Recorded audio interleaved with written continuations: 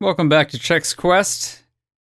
We're playing Chex Quest 3, and this is the Provincial Park, which was the level I had the most difficulty with playing through the last time I played through Chex Quest 3.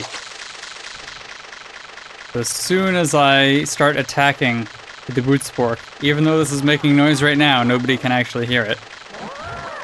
As soon as I start using it, I'm going to be alerting pretty much everybody. But I want to try and not use anything that actually uses up ammo if at all possible in these first levels in the first section with these guys that are pretty much melee only. And as you can see, the boot spork, like the chainsaw, will draw you towards whoever you're attacking, which has the unfortunate effect of sometimes bringing you into the range where they can hit you with a melee attack. But I'm still above 100, which is pretty good. Ow. Okay, now I'm at 100. Oh, I'm getting shot in the back. I'm not sure what's happening. Yeah, the boot spork has the bad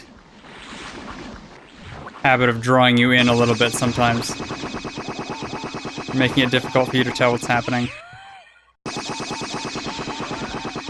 Okay, now that I've taken care of those guys, they won't be shooting me in the back. I need to get over to that side. This is a fairly huge level compared to the original Chex Quest. And what do I want? I want this. Probably wasting a lot of ammo because I'm shooting from so far away.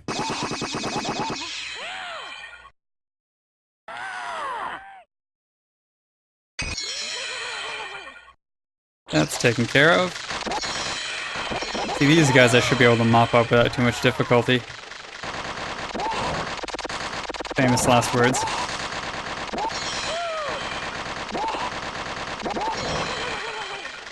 I see a supercharged breakfast, and I want it. Can I quasi-jump over there? No, I'm way too low.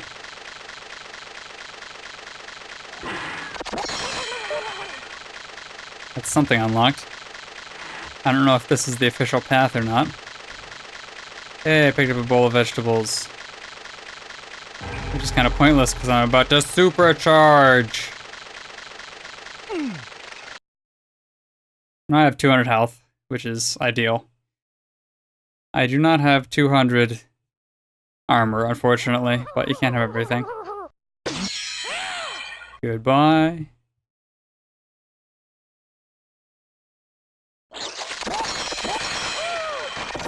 Take care of these guys.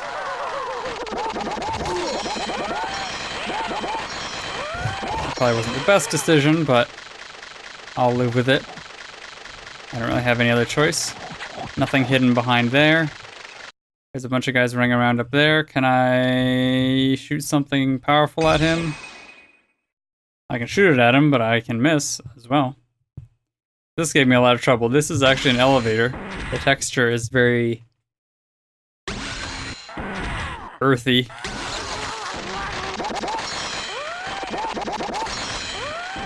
Everything is very log cabin themed here, which is pretty cool. I'll say this for Chex Quest 3. They really went above and beyond trying to make this a unique sequel in its own right, paying deference to all the other ones, all the other Chex Quests, and also... Hey, another secret. And also making sure that there's a lot of new content and a lot of more fun things to experience that you wouldn't have thought of otherwise. The first two Chex Quests were very... I don't know if I want to say clinical, but very kind of science-based, like laboratories and arboretums and stuff. And the second was all civilian buildings and everything, and this is all like major locations of very different designs.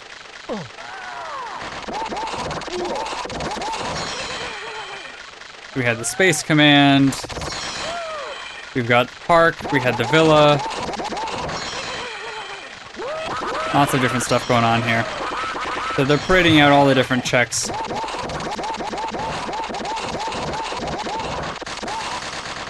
I don't know how I haven't taken damage from these guys.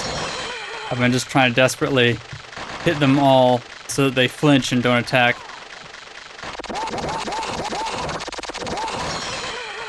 Because there's a property in this Chex engine, or the Doom engine rather, where if an enemy gets dealt a certain amount of damage, it will keep them from attacking. So that's why stuff like the chainsaw here is so effective at keeping me from being hurt, even though I'm going right up to these guys and like hitting them in the face. Because it's doing just enough damage to make them flinch for that fraction of a second. And because it keeps doing it so fast, they don't really ever have a chance to respond. Occasionally they do if you're close enough, or if it doesn't damage them enough, or what have you. So you still have to be careful. You also have to be careful with how it'll draw you closer to an enemy. I don't want to get pulled down there. Ah, except the fact I totally just did. Ow. In my effort to not waste ammo, I'm trading health for ammo. Thankfully, I can pick this up and gain the 3 health to take me back to 100. Alright, now I can go back to where the yellow key was. I'll turn off the incessant puttering of the boot spork. And we can go back to the yellow access area. And I will go back to the incessant puttering of the boot spork. Take care of that guy. Anything hidden in here?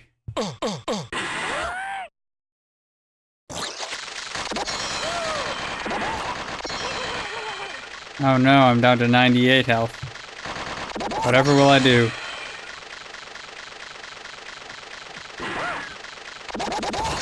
That looks conspicuous. There we go.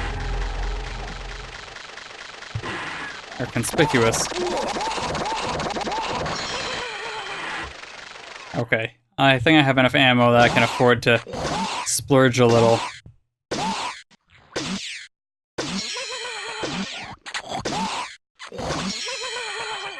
The thing that weirds me about those guys is they're just so fast and weird looking. They remind me of like the Pika Men in the Hack Super Smash Bros. Games.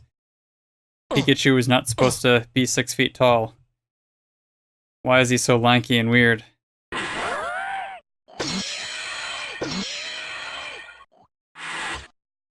There's nothing on either side. This is the Chex Lodge.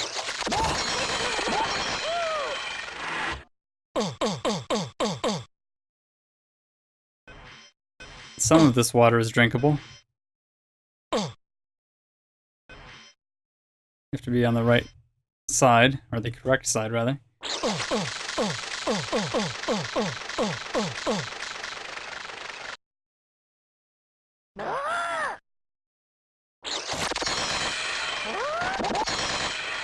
There's a basement down there. Something tells me one of these is also a thing. But it may be a locked thing.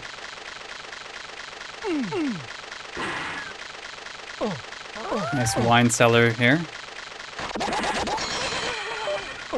You can really see how the additional memory afforded the development guys, or rather, Charles Jacoby, who was doing the vast majority of this. You can see how the expanded memory available in the Z-Doom engine allowed for this to be a much more complicated and detailed expansion. And I'm lost forever in the basement. Okay, now I'm free at last. And I opened something. Wasn't that? Ah, it was this locked door. For the red key. Did I really need to pick up the red key, or couldn't they have just had this open this door? will use them as meat shields. Or phlegm shields, rather. I wonder if this guy...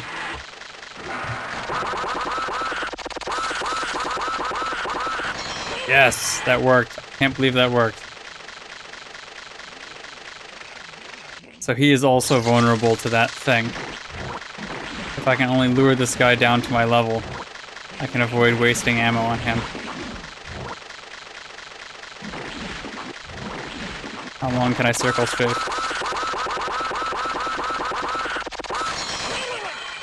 Okay, this is the part I've been dreading. Because of those guys.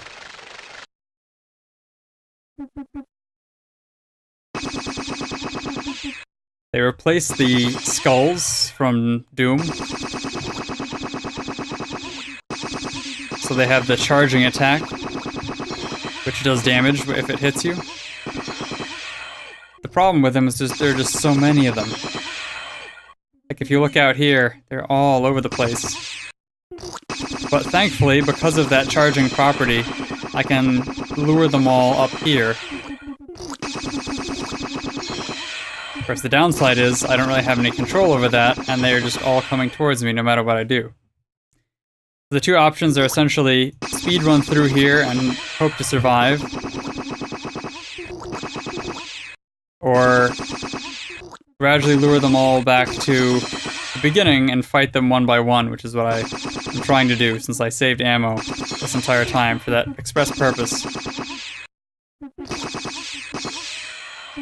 And I'm running out of this kind of ammo.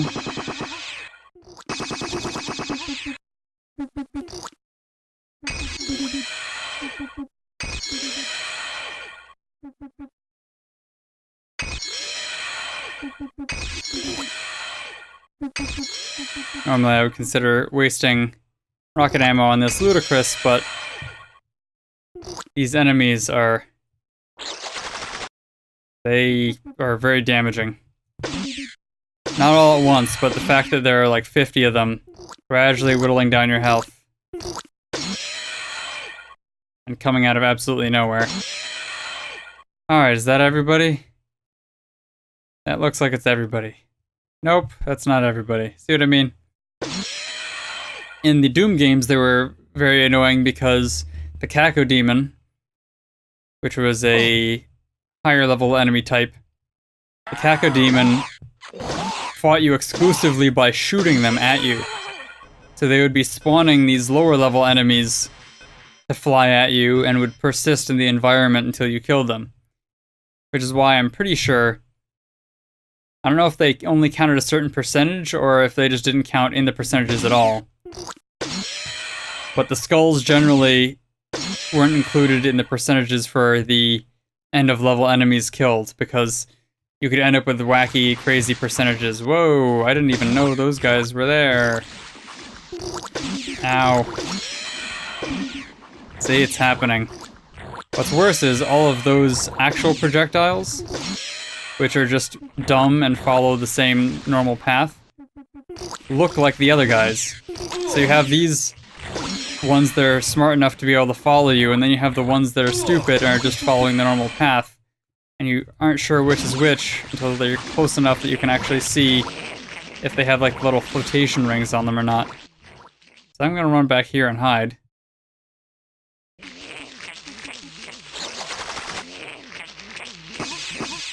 Oh, that was useful.